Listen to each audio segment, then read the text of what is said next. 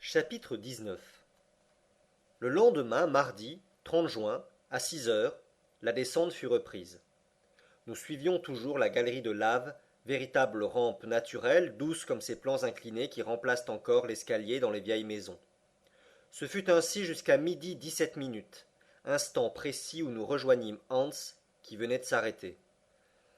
Ah, s'écria mon oncle, nous sommes parvenus à l'extrémité de cette cheminée. Je regardai autour de moi. Nous étions au centre d'un carrefour, auquel deux routes venaient aboutir, toutes deux sombres et étroites.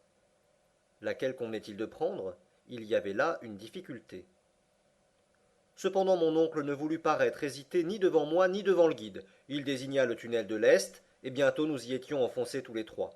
D'ailleurs, toute hésitation devant ce double chemin se serait prolongée indéfiniment, car nul indice ne pouvait déterminer le choix de l'un ou de l'autre, il fallait s'en remettre absolument au hasard. La pente de cette nouvelle galerie était peu sensible, et sa section fort inégale. Parfois une succession d'arceaux se déroulait devant nos pas comme les contre-nefs d'une cathédrale gothique. Les artistes du Moyen Âge auraient pu étudier là toutes les formes de cette architecture religieuse qui a l'ogive pour générateur. Un mille plus loin, notre tête se courbait sous les cintres surbaissés du style roman et de gros piliers engagés dans les massifs pliés sous la retombée des voûtes. À de certains endroits, cette disposition faisait place à de basses substructions qui ressemblaient aux ouvrages des castors, et nous nous glissions en rampant à travers d'étroits boyaux. La chaleur se maintenait à un degré supportable. Involontairement je songeais à son intensité, quand les laves vomies par le Sneffels se précipitaient par cette route si tranquille aujourd'hui. Je m'imaginais les torrents de feu brisés aux angles de la galerie et l'accumulation des vapeurs surchauffées dans cet étroit milieu. Pourvu, pensais-je, que le vieux volcan ne vienne pas à se reprendre d'une fantaisie tardive. Ces réflexions, je ne les communiquai point à l'oncle Lindenbrock, il ne les eût pas comprises. Son unique pensée était d'aller en avant. Il marchait, il glissait, il dégringolait même, avec une conviction qu'après tout, il valait mieux admirer. À 6 heures du soir, après une promenade peu fatigante, nous avions gagné 2 lieues dans le sud, mais à peine un quart de mille en profondeur. Mon oncle donna le signal du repos. On mangea sans trop causer, et l'on s'endormit sans trop réfléchir. Nos dispositions pour la nuit étaient fort simples. Une couverture de voyage dans laquelle on se roulait composait toute la literie. Nous n'avions à redouter ni froid, ni visite importune. Les voyageurs qui s'enfoncent au milieu des déserts de l'Afrique, au sein des forêts du Nouveau Monde, sont forcés de veiller les uns sur les autres pendant les heures de sommeil. Mais ici, solitude absolue et sécurité complète. Sauvages ou bêtes féroces, aucune de ces races malfaisantes n'était à craindre. On se réveilla le lendemain, frais et dispos. La route fut reprise. Nous suivions un chemin de lave comme la veille. Impossible de reconnaître la nature des terrains qu'il traversait. Le tunnel, au lieu de s'enfoncer dans les entrailles du globe, tendait à devenir absolument horizontal. Je crus remarquer même qu'il remontait vers la surface de la terre. Cette disposition devint si manifeste vers 10 heures du matin, et par suite si fatigante, que je fus forcé de modérer notre marche. Eh bien, Axel, dit impatiemment le professeur. Eh bien, je n'en peux plus, répondis-je. Quoi? Après 3 heures de promenade sur une route si facile? Facile, je ne dis pas non, mais fatigante à coup sûr. Comment? Quand nous n'avons qu'à descendre. À monter, ne vous en déplaise. À monter, fit mon oncle en haussant les épaules. Sans doute. Depuis une demi-heure, les pentes se sont modifiées, et à les suivre ainsi, nous reviendrons certainement à la terre d'Islande. Le professeur remua la tête en homme qui ne veut pas être convaincu. J'essayai de reprendre la conversation, il ne me répondit pas et donna le signal du départ. Je vis bien que son silence n'était que de la mauvaise humeur concentrée. Cependant, j'avais repris mon fardeau avec courage, et je suivais rapidement Hans que précédait mon oncle.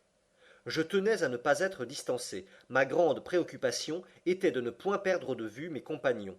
Je frémissais à la pensée de m'égarer dans les profondeurs de ce labyrinthe.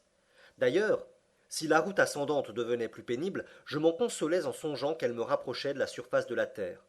C'était un espoir. Chaque pas le confirmait, et je me réjouissais à cette idée de revoir ma petite Graüben.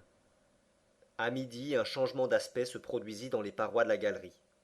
Je m'en aperçus à l'affaiblissement de la lumière électrique réfléchie par les murailles. Au revêtement de lave succédait la roche vive. Le massif se composait de couches inclinées et souvent disposées verticalement. Nous étions en pleine époque de transition, en pleine période silurienne. C'est évident, m'écriai-je, les sédiments des eaux ont formé, à la seconde époque de la Terre, ces schistes, ces calcaires et ces grès. Nous tournons le dos au massif granitique, nous ressemblons à des gens de Hambourg qui prendraient le chemin de Hanovre pour aller à Lübeck.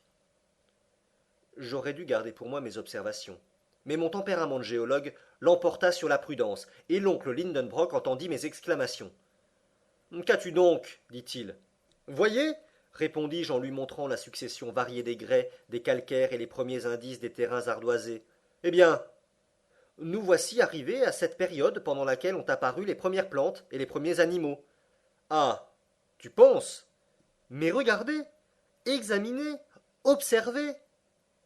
Je forçai le professeur à promener sa lampe sur les parois de la galerie. Je m'attendais à quelque exclamation de sa part, mais il ne dit pas un mot et continua sa route. M'avait-il compris ou non? Ne voulait-il pas convenir, par amour-propre d'oncle et de savant, qu'il s'était trompé en choisissant le tunnel de l'Est, ou tenait-il à reconnaître ce passage jusqu'à son extrémité? Il était évident que nous avions quitté la route des laves et que ce chemin ne pouvait conduire au foyer du Sneffels. Cependant, je me demandais si je n'accordais pas une trop grande importance à cette modification des terrains. Ne me trompais-je pas moi-même? Traversions-nous réellement ces couches de roches superposées au massif granitique? Si j'ai raison, pensai-je, je dois trouver quelques débris de plantes primitives, et il faudra bien se rendre à l'évidence. Cherchons. Je n'avais pas fait 100 pas que des preuves incontestables s'offrirent à mes yeux. Cela devait être, car, à l'époque silurienne, les mers refermaient plus de 1500 espèces végétales ou animales. Mes pieds, habitués au sol dur des laves, foulèrent tout à coup une poussière faite de débris de plantes et de coquilles. Sur les parois se voyaient distinctement des empreintes de fucus et de lycopodes. Le professeur Lindenbrock ne pouvait s'y tromper. Mais il fermait les yeux, j'imagine, et continuait son chemin d'un pas invariable. C'était un entêtement poussé hors de toute limite. Je n'y tins plus. Je ramassai une coquille parfaitement conservée, qui avait appartenu à un animal à peu près semblable au cloporte actuel, puis je rejoignis mon oncle, et je lui dis Voyez. Eh bien, répondit-il tranquillement, c'est la coquille d'un crustacé de l'ordre disparu des trilobites. Pas autre chose. Mais n'en concluez-vous pas ce que tu conclus toi-même? Si, parfaitement. Nous avons abandonné la couche de granit et la route des laves. Il est possible que je me sois trompé, mais je ne serai certain de mon erreur qu'au moment où j'aurai atteint l'extrémité de cette galerie. Vous avez raison d'agir ainsi, mon oncle, et je vous approuverai si nous n'avions à craindre un danger de plus en plus menaçant. Et lequel? Le manque d'eau. Eh bien, nous nous rationnerons, Axel.